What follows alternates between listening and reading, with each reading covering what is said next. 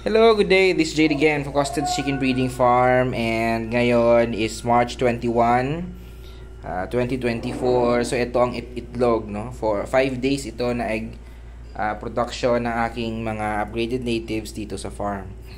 So kung makikita nyo, ayan, naka per day yan, 1, 2, 3, 4, 5. So how many eggs per day? Let's see.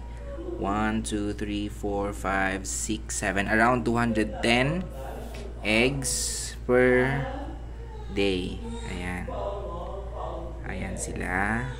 And ito parang 8 yata ito. Let me see. 1, 2, 3, 4, 5, 6, 7.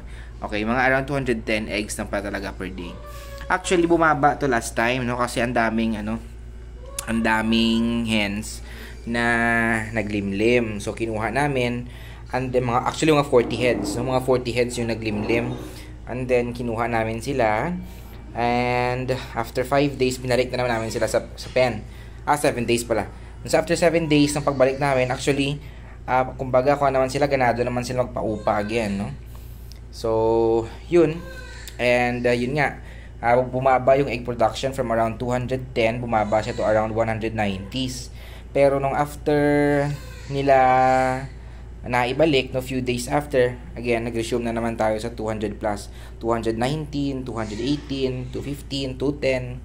So, ito naman yung egg production natin daily. So, hindi pa masyadong maganda talaga yung aming hatch rate. No? At saka, may mga specials kasi ako dito. Yung specials ko kasi mga inbreed yan halos. So, yan sila, kadalasan, mababa ang hatch rate talaga. Unlike dito sa mga upgraded natives ko lang, no, na guaranteed hybrids yan, no? Around 90-95%. Let's say 95%. So, yun. Guaranteed hybrids na upgraded natives, no? Para okay yung kanilang, yung resistensya sa sa paglaki, hindi sakitin yung mga manok, no? Tsaka, okay yung production. So, around 700 lang ang napipisa dito, no? 700 to 800, most likely. Around 55% of the total eggs hatched, no? So, yun. Hindi man siya masyadong mataas talaga yung percentage, no? Pero, so far, nabubuhay na yung farm sa ganung hatch rate. So, yun lang, no? Ang hirap na talaga dito sa, sa chick production is yung customers always, no? Kasi, syempre, mahirap maghanap ng customers every now and then. Kasi, hindi ganoon kadami yung orders at times, no? Tsaka limited lang kasi yung kinikater natin, no? Kasi syempre mahirap mag-ship, mga ganoon.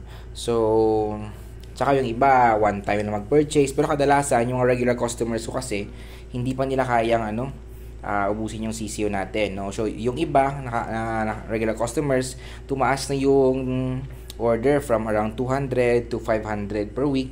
Pero ang next nila na order usually after 1 month na naman. So yung isa natin is every other week yung order, all chicks, no? So around kahit mag 700 heads, ubos niya din. Pero yung in between, no, yun yung kumbaga 1 week in 4 weeks per month, yun yung naghahanap tayo ng customer na iba. So yun. Yeah. So far, kontento naman yung mga customers natin. And kayo, kung gusto nyo maging grower, actually madami na nagchat-chat sa akin lately. Kung gusto nyo maging tulad nila, no, na nag-income din through growing, pwede po kayo mag-message sa akin. No? So, some of them started with 50 heads to 100 heads and then later on, dumami.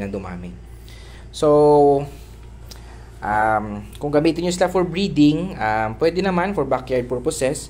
But if commercial type, I don't think it is wise to use itong mga produkto ko for commercial production tulad na ginagawa ko ngayon because may mga breeding strategies akong ginagawa about it. No? So, hindi ko na i-divulge ang full information, pero yun lang. Paniwalaan nyo na sinasabi ko, no? Pwede kayong mag-try nito breeding for backyard purposes, no? For commercial, yun ang talagang ma-recommend ko yung KBS ko before, but then ngayon wala na akong ginagawang ganun for ngayon, no? Kasi mahirap mag-set up, no? Tsaka mahal kasi yung benta ko no. Kasi syempre, breeders 'yon. Breeder type 'yon. Ito, meat type lang to or backyard purposes, no? So pwede for backyard, but for commercial scale na breeding, I don't think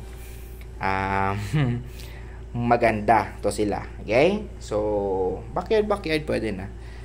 So this is it again from Costed's Chicken Breeding Farm, and good day.